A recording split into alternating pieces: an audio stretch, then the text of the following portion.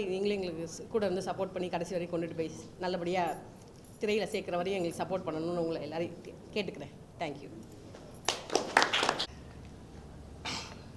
அடுத்ததாக first லுக்கை release பண்ணுறதுக்கான சூழலுக்கு வந்துட்டோம்.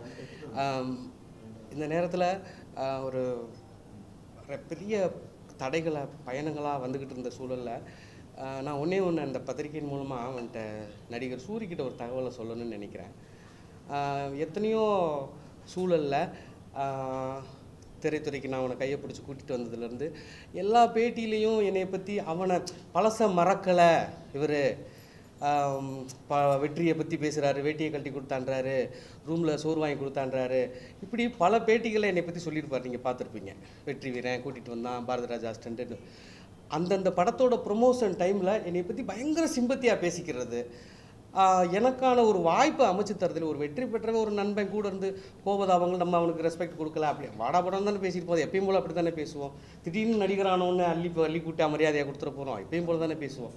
அப்படி இதுக்கு வாய்ப்பு கொடுக்கலையா, இல்லை அதுக்கான சூழலை ஏற்படுத்தலையா? வாய்ப்பு கொடுக்குறேன்னு ஏற்படுத்தின வாய்ப்புலையும் தான் பேரை முன்னிலைப்படுத்திக்கணும், கதைன்னு போட்டுக்கணும் ட்ரை பண்ணி அந்த ப்ராஜெக்ட் இன்றைக்கி வர நடக்காமல் போய் ஒரு பெரிய நிறுவனத்தில் கிடைக்கிற அந்த வாய்ப்பு எனக்கு தாமதமாக போய் இன்றைக்கி அடுத்த கட்டத்தில் இன்றைக்கி நான் தயாரித்து என்னை நிரூபித்து பெரிய வெற்றி பெற்றுருவோம். ஆனால் திரைத்துறையில் ஒருத்தனுக்கு ஒருத்தன் வந்து கை கொடுத்து தூக்கி விடணுமா இல்லையா? அப்படி ஒரு சூழலை இந்த நிமிஷம் வரை செய்ய முயற்சி பண்ணாத நடிகர் சூரி எல்லா பேட்டிலையும் என்னை நீ அடுத்து பேசுகிறத நிப்பாட்டிக்கணும். என்ன சும்மா பேட்டிக்காகவும் பெருமைக்காகவும் வார்த்தைகளை பழச மரக்களை சூரி இப்படி இருக்கார், பெயிண்ட் அடித்தார், ஒரு பேட்டியிலையும் போலியான கட்டுக்கதைகளை பேசுகிறத இனிமேல் அவன் நிறுத்திக்கணும். அதை எங்களை குறிப்பிச்சு பேசுகிறது தான் எங்களுக்கு ரொம்ப வருத்தமாக இருக்குது. இது மாதிரி எத்தனையோ நண்பர்கள், கிட்டத்தட்ட ஒரு 16-17 நண்பர்கள் அவனோட வெற்றிக்கு எல்லா வகையிலையும் கூட இருந்திருக்கோம். அந்த நண்பர்களில் ஒருத்தனை கூட கைதூக்கி விடலை இது வரைக்கும், ஒரே ஒரு ஆளை கூட. நிச்சயமாக எல்லாம் ஆதாரபூர்வமாக காத்துக்கிட்டு இருக்கேன். ஆமாம், ஆதாரபூர்வமாக காத்துக்கிட்டு இருக்கேன். அவர் எந்தெந்த இடத்துல செய்யாமல் தவிர்த்துட்டு போகிற, அதான் ஒரு 20 பேர் கூட இருந்திருக்கோம். மொத்தம் 20 பேர் பக்கத்து ரூமாக இருந்திருக்கோம். அந்த 20 பேரில் ஒரே ஒருத்தனை கைப்பிடிச்சி தூக்கி விட்டுருந்தா கூட அவன் வந்துருப்பான், அவன் இன்னொருத்தனுக்கு செஞ்சுருப்பான். எத்தனையோ நண்பர்களை பார்க்குறீங்க திரைத்துறையில் வர்றாங்க, அவங்கவுங்க என்னென்னமோ செய்கிறாங்க. விஜய் சேதுபதி சார்லாம் அந்த படம் ஓடவில்லை, அடுத்து அந்த படத்துக்கு ஒருத்தருக்கு வாய்ப்பு கொடுத்தாரு. இப்படி கொடுத்துருக்கணுமா இல்லையா? எனக்கு தான் கொடுக்கல, இன்னொருத்தர் கொடுத்துருக்கணுமா இல்லை? யாருக்கு நீ அந்த வாய்ப்பை ஏற்படுத்தின? சக நடிகரை கூட கொண்டு போய் வளர்த்து விடலை. இந்த படம் மூலமாக, இந்த பூக்காய்கனி மூலமாக நிச்சயமாக நான் பெரிய அளவில் வெற்றி பெற்று அப்படியெல்லாம் ஒரு உதவி தேவையில்லைன்ற சூழலுக்கு வந்து தான் இன்றைக்கி செஞ்சுக்கிட்டு இருக்கேன். இருந்தாலும் இனிமே சூரி வந்து நண்பர்களை பற்றி பெருமையாக பேசி தனக்கான சிம்பத்தியை கிரியேட் பண்ணிக்கிட்டு சூரி பழச மறக்கலை, அவர் எல்லாத்தையும் அப்படியே நினைவு வச்சு பேசுகிறாரு. பேசுன சரி, அந்த நீ பேசின ஆட்கள்லாம் யாரை எதை என்ன செஞ்சுருக்க, யாருக்கு எந்த வகையில் நீ முன்னால் நீ படுத்து தூக்கி விட்டுருக்க? இந்த கேள்வியை நீங்கள் அடுத்த சந்திப்பில் அவங்ககிட்ட கேட்பீங்கல்ல, கேட்பீங்கல்ல. அதனால் இந்த நேரத்தில் இனிமேல் எங்களை நண்பர்கள் உடனிருந்த நண்பர்களை பற்றி பழைய கதைகளை பேசுகிறத சூரி நிப்பாட்டுக்கு. நீ ஜெயித்த கதைகளை, அந்த ப்ரொடியூசர் இப்படி பேசினார், இந்த டைமில் இந்த மீட்டிங்கில் அதை பேசினார், நான் இந்த சோலா ஹோட்டல் போனப்போ இப்படி ஒன்று நடந்துச்சு. ஆமாம், அப்போ இப்போ இல்லை, இப்போ பேசுறது இல்லை.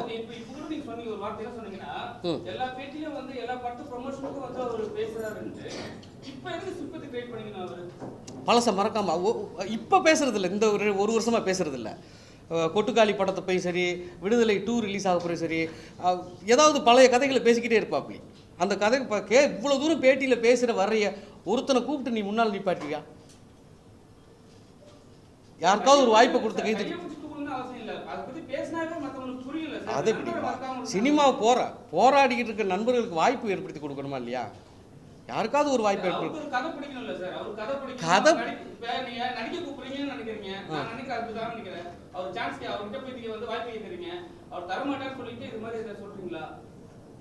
தர்றேன்னு சொல்லி கூட எனக்கு கூட்டிகிட்டு போய் கொடுத்து கூட அந்த வாய்ப்பை நடக்க விடாமல் தள்ளி போயிடுச்சு. ஆமாம், அவர் என்ன சொல்கிறது, விடுதலைக்கு முன்னால் வர என் கதை பெருசாக தெரிஞ்சது, ஒரு பெரிய கம்பெனி கமிட் ஆகுது, அந்த படம் ரிலீஸ் ஆனோன்னு மாறும்போது அப்படியே அதை ட்ராப் பண்ணிவிட்டு ஆக்ஷன் ரூட்டில் போய் அதை அப்படியே நிப்பாட்டு. சரியா போயிட்டு போப்பா. நீ கொடுத்த பேட்டியில் எனக்கு ஒரு வாய்ப்பு வருது. அவன் கொடுத்த பேட்டியில் வெற்றி வீரன் இப்படி நாங்கள் 2 பேர் சேர்ந்து ஒரு கதை பண்ணோம், அந்த கதை வந்து ஹாட்ஸ்டாரில் ஓகே ஆச்சு அப்படின்னு மதன் கௌரி பேட்டியில் சொல்லியிருப்பான் அந்த கண்டென்ட்டை. அந்த அதை பார்த்துட்டு எனக்கு ஒரு பெரிய ப்ரொடியூசர் அப்ரோச் பண்ணுறாரு. எங்க நானும் அந்த மதுரையில் அந்த காலகட்டத்தில் வாழ்ந்திருக்கேன், அந்த கதையை நான் படமாக்கணும், நீங்கள் அதோட என்ஓசி வாங்க. ஏன்னா சூரிய ஒரு நடிகராக இருக்கிறனால அவரும் சொல்லியிருக்காரு, அவர்கிட்ட ஒரு என்ஓசி வாங்குங்க, தயாரிப்பாளர் ஒரு என்ஓசி வாங்க, உடனடியாக அந்த படத்தை நம்ம தயாரிப்போம் அப்படின்றாரு. அந்த தயாரிப்பு வேலைகள் கென் கருணாஸு, விஜய் சேதுபதி பையன் 2 பேரையும் போட்டு பேசி முயற்சி பண்ணி கதை சொல்லி ஓகே பண்ணி என்ஓசி கேட்டால் இந்த டேட் வரை என்ஓசி கொடுக்குறதுக்கான எந்த முயற்சியும் எடுக்கவே இல்லை. சொன்னீங்க, எனக்கு அட்வான்ஸ் கொடுத்தீங்க, அந்த கதையை கொடுத்துருந்தா நேரம் அது படமாக இருக்கும்ல. இப்படியெல்லாம் விட்டுவிட்டா இதெல்லாம் பாருங்க, கொடுத்தே செய்யலை. இப்ப நண்பரை பத்தி பேச வேணாம்னு நீங்க சொல்லிட்டீங்க. நிறைய பெரிய பெரிய ஆக்டர்லாம் நண்பரை பத்தி பேசுறாங்க. ஆனா வந்து அவங்க வாய்ப்பெல்லாம் தரது கிடையாது. ஆனா நண்பரை பத்தி பேசினா ஒரு அளவுக்கு அவங்களுக்கு பெரிய ரீச் கிடைக்குதுல்ல. அவங்க இவங்க பேர் சொல்லியிருக்காருன்னு சொல்லிட்டு போய் ஒரு ப்ரொடியூசர் அப்ரோச் பண்ண முடியுதுல்ல. அது ஒரு வாய்ப்பு தானே. அப்படி பார்க்க மாட்டாங்க தயாரிப்பாளர்கள், அப்படி பார்க்க மாட்டாங்க. அவ்வளவு உயரத்தில் இருக்கிற நண்பரே ஏதோ யோசிக்கிறாருன்னா அப்போ ஏதோ குறை இருக்குது, அப்படி தான் பார்க்குறாங்க.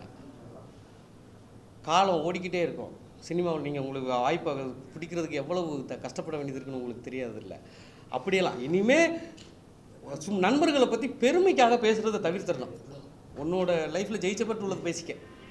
பழச விஷயங்களை எங்களை பற்றி பேசி, எங்களை 10 பேரை பற்றி பேசிக்கிட்டே பழச மறக்கலைன்ற ஒரு நியாயப்படுத்துதலை எப்பயுமே இது ட்ரை பண்ணாத, இதோட நிப்பாட்டிக்க. நீங்க என்ன வந்து ஒரு ஜெயிச்ச ஒரு நடிகரை வந்து எதிர்பார்த்து காத்திருக்கிறது எந்த நியாயமா உங்களுக்கு தோணும்? தவறு தான். இருந்தாலும் சினிமாவில் வாய்ப்பு, நல்ல வாய்ப்பு, இப்போ வியாபாரத்தை எடுத்துக்கோங்க. சினிமாவில் ஏதாவது ஒரு கிளிக் பாயிண்ட் இருக்கணும்னு தானே எதிர்பார்க்குறாங்க வியாபாரமாக. அப்போ யாராவது ஒருத்தன் கைப்பிடிச்சு தூக்கி விடணும்ல. யார் செய்யலை, எல்லாரும் செஞ்சுக்கிட்டு தானே இருக்காங்க. இது இன்னைக்கு சொல்கிறேன், நீங்கள் ஒருத்தருக்கு வளர்ந்து வர்றீங்கன்னா ஒருத்தர் பக்கத்தில் உள்ள வாய்ப்பு ஏற்படுத்துவீங்களா மாட்டீங்களா? எதிர்பார்ப்பாங்களா மாட்டாங்களா?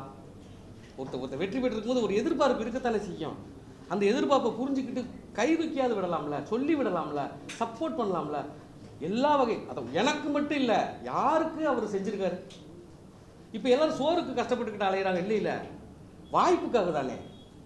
நடிகர் மேல குற்றச்சாட்டு வச்சுட்டீங்க. நடிகர் மேல இல்ல, நண்பர் மேல குற்றச்சாட்டு வச்சுட்டீங்க. நிறைய இயக்குநர்களே வந்து கூட இருக்கிற உதவியாளர்களுக்கு வந்து அவங்க ஜெயிச்சுட்டு போன பிறகு உதவி இயக்குநர்களுக்கு அவங்க எந்த ஒரு படமும் சொல்லி விட மாட்டாங்கன்ட்டு நீண்ட காலமா வந்து ஒரு குற்றச்சாட்டு இருக்கு. நீங்க ஒரு இயக்குனர், நீங்க அதை எப்படி உங்களோட பார்வையில் அதை எப்படி பாக்குறீங்க? தெரிஞ்சு, அதாவது சாதாரணமாக சொல்லி தெரிஞ்சு யாராருக்கு சொல்லிவிடணும்னு ஒரு இது இருக்குல்ல. இப்போ நீங்கள் போகிற வழியில் இப்போ 100 பேரை பார்த்துட்டு போவீங்க, எல்லாரையும் நீங்கள் முன்னிக்கப்படுத்த மாட்டீங்க. யாராருக்கு சொல்லி விடணும்னு நினைப்பாரு? யாருக்கு சொல்லி விட்டுருக்காரு? யாருக்கு? இங்கே 11 வருஷம் அரைத்தோழர் இருந்து இங்கே இருக்கிற 30 பேர் இருக்கும். அந்த 30 வருஷமா நீங்க வந்து இது மாதிரி வந்து ஒரு விஷயம் சொல்லாம இந்த படத்துல வரும்போது இது ஒரு சின்ன படம், நல்ல படம் நீங்க சொல்றீங்க. படம் பார்த்தா தெரிஞ்சிடும். இந்த படத்துக்காக வந்து இது மாதிரி ஒரு அலிகேஷன் வச்சா படம் ப்ரமோஷன் நல்லா ஆகும் அப்படி கிடையாது. இல்ல நான் என்ன கேக்குறேன்னா அப்படின்னு சொல்லிட்டு பல பேர் நினைப்பாங்க. எனக்கு இத்தனை நாளா வந்து பேட்டி கொடுக்காத ஒருத்தர் ஒரு வருஷமா எதுவும் பேசவே இல்லை சூரி. இப்ப இந்த மேட்டர் எடுத்து வந்து ஓபன் பண்றது என்ன காரணமா இருக்கும்னு சொல்லிட்டு யோசிப்பாங்க சார். அதை பத்தி உங்க கருத்து என்ன? எனக்கு இதுதான் சந்தர்ப்பமாக கிடைச்சிருக்கு இன்னைக்கு வர. இதுக்கு முன்னால் நான் வேறு ரூபத்தில் பேசலாம் முயற்சி பண்ணியிருக்கேன். என் சம்மந்தமாக இந்த படத்தை அந்த உங்கள் 2 பேரோட கதைக்கு என்ஓசியை கொடுன்னு 50 பேருக்கு மேலே பேசியிருக்காங்க. 50 பேருக்கு மேலே எனக்கும் அவனுக்கும் நடுவில் 50 பேர் பேசியிருக்காங்க. 50 அந்த வெற்றிக்கு அந்த கதையை என்ஓசி கொடுத்து வைத்த என்ன அது ஏன் அந்த கதை தான் இன்னொரு தயாரிப்பாளர் பண்ணுறேன்றாங்கல்ல அப்படின்னு பேசாத ஆட்கள் அவன் தம்பி உட்பட 5 பேரும் பேசியிருக்காங்க. நண்பன்ல வந்து நல்ல நண்பன் கெட்ட நண்பன் கிடையவே கிடையாது. இப்ப சூரி வந்து நல்ல நண்பனா கெட்ட நண்பனா? நண்பன். ஆமாம், அவ்வளோதான்.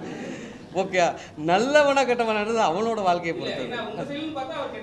கெட்டவர் கிடையாது, கெட்டவர் கிடையாது. அதாவது இப்ப நம்ம ஒரு ஹெல்ப் கேக்குறோம், கையில காசு வச்சிருக்காரு, ஒரு 50,000 வச்சிருக்காரு, நான் ஒரு 30,000 கேக்குறேன், உங்க கையில 50,000 தெரியும், ஆனா நீங்க கொடுக்க மாட்டீங்க, தேவைன்னு சொன்னா அது கெட்டவனா நல்லவனா? கொடுக்க வாய்ப்பு இருந்தும் கொடுக்கலன்னா கெட்டவன் தான். கொடுக்க வாய்ப்பு இருந்தோம் இருக்குல்ல, ஏன் கொடுக்கல? ஏன் கொடுக்க? எனக்கு விடுப்பா, யாருக்காவது ஒருத்தருக்கு கை கொடுத்துருக்கலாம்ல, யாராவது ஒரு கூட சக நடிகனை ஒரு கூட கொண்டு வந்திருக்கலாம்ல. எத்தனையோ பேர் எவ்வளோ செஞ்சு வர்றாங்க.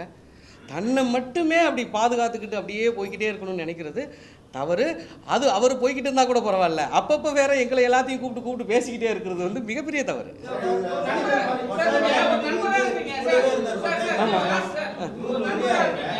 நீங்க வந்து கண்டிப்பா நீங்க போன் பண்ணி ஏன் பாருங்க பண்ண இருக்க ஒண்ணு வந்து வாய்ப்பு கொடுக்காம விடு. ஏன் வந்து தொடர்ச்சியா எங்களை பத்தி பேசணும்னு சொல்லிட்டு நீங்க கேட்கலாம்ல. கேட்டிருக்கா? எனக்கு என்ன சொன்னாரு? அதுக்கப்புறம் பதில் சொல்லலை, ஃபோனை பிளாக் பண்ணிட்டான்.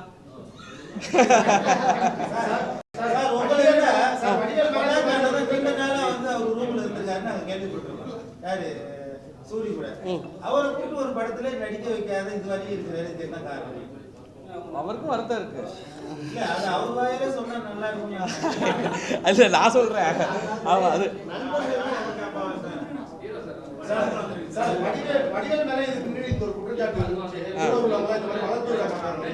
அவர் எவ்வளவு பேரை வளர்த்து விட்டுருக்காரு. வளர்ந்து விட்டது பிறகு கிளாஸ் ஆயிருக்கும் அவர் கூட.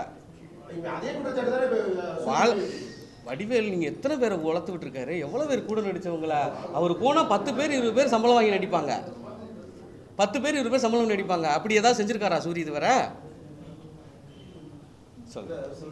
இல்லை, அதாவது சினிமாவுக்கு கஷ்டப்படுற காலங்களில் ஒரு வாய்ப்பு கிடைக்குதுங்கிறப்ப வந்து உனக்கா எனக்காங்கிற ஒரு போட்டி இருக்கும். அப்போல்லாம் நண்பர்கள் தான். சாப்பாட்டு கஷ்டப்படுறப்போ சரி 2 பேர் எப்படி எல்லாம் ஒன்றா சாப்பிட்றோமோ அப்போல்லாம் நண்பர்கள் தான். வாய்ப்பு ஒரு நல்ல டைரக்டர்கிட்ட வாய்ப்பு கிடச்சி அடுத்த கட்டம் போகிறப்போ நீ படங்கள் வாய்ப்புகள் இல்லைனாலும் நீ வந்து அவங்க நண்பராவது மதிக்கணும்ல, அந்த வாய்ப்பு இல்லை. இப்போ நான் சமீபத்தில் எடுத்த படத்துக்கு கூட ஒரு சின்ன ப்ரொமோஷனுக்காக கேட்டேன்.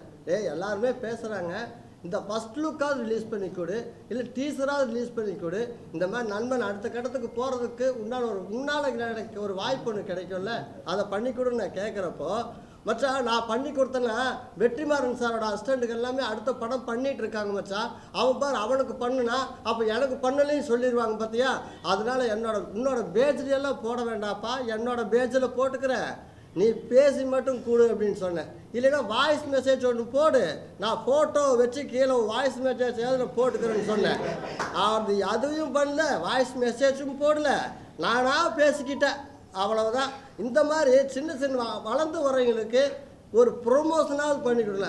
இன்றைக்கி விஜய் சேதுபதி அண்ணன் எத்தனை பேர் சின்ன அத்தனை பேருக்கு பண்ணி கொடுக்குறாரு.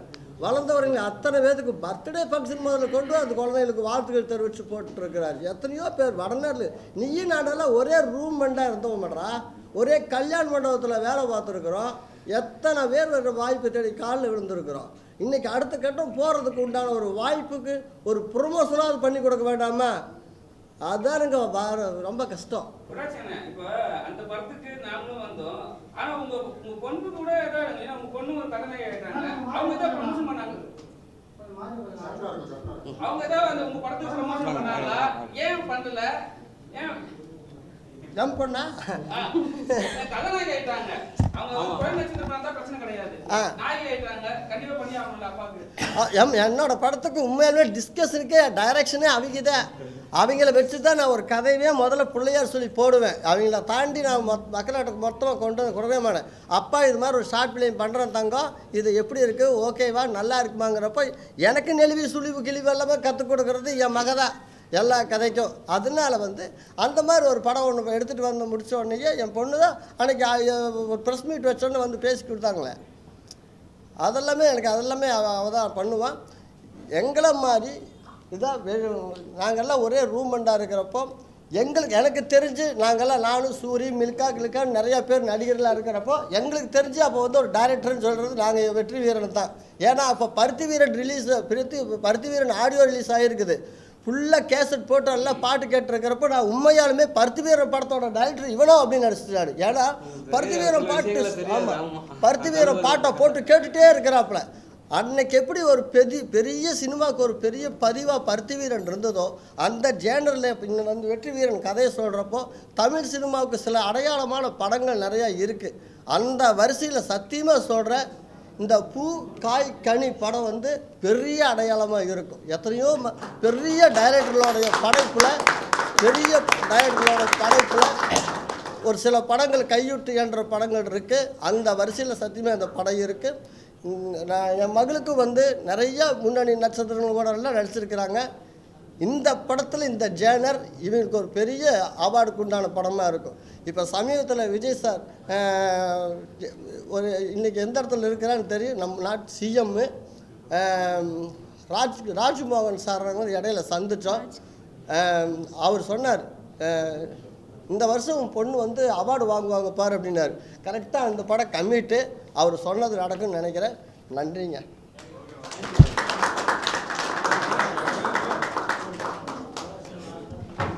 இந்த இடத்த வந்துக்கிட்டு இருக்கோம். இந்த படம் நிச்சயமாக நீங்கள் கொண்டு போய் இன்றைக்கி ஃபஸ்ட் லுக்கை ரிலீஸ் பண்ணுறோம். நிறைய சப்போர்ட் பண்ணியிருக்கீங்க. பல இடங்களில் வெண்ணிலா வீடு படத்துக்கு சிறப்பான விமர்சனத்தை கொடுத்து ஒரு பெரிய லெவலில் கொண்டு போய் சேர்த்தீங்க. நாங்களும் வந்துடுவோம். இந்த நேரத்தில் சொல்கிறேன்னா ஒரு சவாலாக சொல்கிறோம், ஒரு வருத்தமாக சொல்லலை, நாங்கள் வர முடியாதுன்னு காட்டலை. என்றைக்கும் இதே நீங்கள் இன்றைக்கி நீ வேல்யூவாக இருக்கிற என்னையை நீ கொண்டு போய் இன்றைக்கி நீ வேல்யூவாக இருக்கிற என்னையை கொண்டு போய் நிற்கிறதுக்கு அவ்வளோ யோசிக்கிற, வேல்யூவான நாட்களையே கூட சேர்த்துக்க ட்ரை பண்ணுற. அன்றைக்கி நீ ரூம்குள்ளே படுத்திருக்கும் போது நான் சூர்யா ஹீரோவாக படம் கமிட் ஆயிருந்தேன். நடிகர் சூர்யா ஹீரோ. அந்த படம் ட்ராப் ஆயிடுச்சு. இப்போ உங்களுக்கு பல பேருக்கு தெரியாது. அந்த டைமில் பெரிய கேமராமேன், பெரிய ஆர்ட் டைரக்டர், நான் சின்ன பையன். அவ்வளோ பெரிய வாய்ப்பு. அப்படி முக்கியமான நடிகர்கள்லாம் என்கிட்ட வந்து வாய்ப்பு கேட்ட நாட்கள்லாம் இருந்தது. அன்னைக்கு உன்னையை கொண்டு போய் முதன்மை கதாபாத்திரம் கருவாயன்னு ஒரு கதாபாத்திரம் நான் கொண்டு போய் அறிமுகப்படுத்துகிறேன். இவன் ரூம்மேட்டு சார், இவனுக்கு நான் அந்த கேரக்டர் கொடுக்குறேன்னு. மதுரையை வச்சு ஒரு ரவுடிசம் பின்னணியில் ஒரு கதை பண்ணியிருந்தேன். அந்த கதை சூர்யாட்ட ஓகே போய் அன்றைக்கி உன்னை கொண்டு சூர்யா கிட்ட நிப்பாட்டி கருவாயன கேரக்டர் ஃபோட்டோ ஷூட் பண்ணி கொடுத்தேன் நான். அன்றைக்கி அன்னைக்கு சூர்யா கூட சூர்யா வாய்ப்பு கிடச்சிருச்சு எனக்கு. நான் இன்னும் ஒரு பெரிய நடிகரை போட்டிருக்கலாம்ல. நான் ஏன் உன்னையே கூட்டி அறிமுகப்படுத்துகிறேன். அந்த கதை எழுதின காலகட்டத்தில் வந்து கூட இருக்கான். இந்த கேரக்டர் இவன் பண்ணால் நல்லாயிருக்கும் சார் அப்படின்னு. அப்போ கம்பெனிலேயே சொல்கிறாங்க வேற ஆளை போடுங்க அப்படின்லாம் சொன்னாங்க. ஃபோட்டோ ஷூட், இன்னும் ஃபோட்டோ ஷூட் ஜெய் கூட எடுத்த ஃபோட்டோ ஷூட்லாம் இருக்கும், வெளியில் வந்திருக்கும் அந்த ஃபோட்டோ ஷூட். அவன் விசித்திரன் கஞ்சா கருப்புங்களாம் அப்படி நிற்கிற மாதிரி ஃபோட்டோ எடுத்திருப்பேன். அப்படியே அந்த ஃபோட்டோவும் சுப்பிரமணியம் ஃபோட்டோ ஒரே மாதிரி இருக்கும், கிட்டத்தட்ட அதே மாதிரி இருக்கும். அப்படியெல்லாம் நான் செஞ்சுருக்கல அன்றைக்கி. இன்றைக்கி நீ அதெல்லாம் பழசை யோசிச்சு செய்யணுமா இல்லையா? அன்றைக்கி நம்ம யாருனே தெரியாத காலத்துலேயே பெரிய படத்தில் கொண்டு நம்மளை உள்ளே கொண்டு போனான். அந்த படம் நின்று போச்சு. அதுக்கப்புறம் ஒரு பெரிய படம் நிற்கும்போது ஒரு இயக்குனருக்கு என்ன மாதிரியான பின்னடைவுகள்லாம் வரும்னு உங்களுக்கு தெரியும். அவ்வளோ பெரிய படத்துலேயே நின்று போகுது அப்படின்னும் போது என்னமோ சில குறைகள் அப்படியே தடந்துடும். இன்றைக்கி நாங்களே இந்த படத்தை தயாரிக்கிறதுக்கு முன் வந்து என்னோடய கதையை, என்னோடய நல்ல விஷயங்களை புரிஞ்சுக்கிட்டு இன்றைக்கி இவ்வளோ பேரோட சப்போர்ட்டோட ஃபைனான்சியல் ஆள் கிடச்சி சிறப்பான நடிகர்களுக்கு ஒருங்கிணைஞ்சு தொழில்நுட்பங்களை ஒருங்கிச்சு வருவோம். இதே மாதிரி ஜெயிச்சுட்டு நாங்கள் அன்றைக்கி பேச முடியாத சூழலுக்கு நான் போயிடுவேன். நீ இனிமேல் என்னை பற்றி வெற்றி வீரன் ஒருத்தனை பற்றி பேசுகிறத தவிர்த்துரு. 2 நாள் பெயிண்ட் அடிக்க கூட்டிகிட்டு போனேன். ஆனால் ஊரில் உள்ள சென்னையில் உள்ள அத்தனை பில்டிங் எனக்கு பார்த்தா நினைவு வருதுன்றா. இதெல்லாம் கட்டுக்கதையா இல்லையா? 2 இடத்துக்கு நாங்கள் பெயிண்ட் அடிக்க போனோம். நான் தான் கூட்டிகிட்டு போனேன். விருகம்பாக்கத்தில் ஒரு வீட்டுக்கு பெயிண்ட் அடித்தோம். அம்பத்தூரில் ஒரு ஸ்கூலுக்கு பெயிண்ட் அடித்தோம். ஒரு வாரம் அங்கேயே தங்கி பெயிண்ட் அடித்தோம். இது 2 தானே வாழ்க்கையில் நடந்தது. அந்த 9 வருஷத்தில் நீ 9 வருஷம் நானும் அவனும் ரூம்மேட்டு. நீ எந்த அடுக்குமாடி கட்டடத்துக்கு தொங்கிட்டு பெயிண்ட் அடித்த ஒரு வீடியோலாம் போடுறேன். இவன் இது பார்க்கும்போது எனக்கு நினைவு வருதுன்றான். எப்படி நீ ஃபாலோவர்ஸ்க்காகவும் பார்க்குறவங்க சிம்பத்தி, ஓ சூரி இவ்வளோ கஷ்டப்பட்டுருக்காரா அப்படின்னு நினைக்கிறதுக்காகவும் ஏன் இப்படி கட்டுக்கதைகளை அவுத்து விடுற? இனிமேல் பழைய கட்டுக்கதைகளை சொல்கிறத நிப்பாட்டிக்க, ஜெயிச்சதோட நிப்பாட்டிக்க. ஓகே, நல்லதா போப்போம். நிச்சயமா கட்டுக்கதைகள் எங்கள் பேர் வந்துடுதுல்ல அப்பப்போ. அவர் சொல்கிற கட்டுக்கதைகள் எங்கள் பேர் வந்துடுது. வெற்றின்னு ஒருத்தன், அவன் ஒருத்தன், இவன் ஒருத்தன்லாம் சொல்லிக்கிட்டே இருக்கையா இன்றைக்கி. அதை தவிர்த்துடலாம்ல. Okay okay. அடுத்ததாக முதல் பார்வையை வெளியிட்டு உங்களுக்கு முன்னால் நாங்கள் அடுத்த ஸ்டெப் வைக்கிறோம். விரைவில் படப்பிடிப்பை முடிச்சுட்டு வந்து இசை வெளியீட்டில் சந்திக்கிறோம். எனக்கு சப்போர்ட் பண்ணுங்கள்.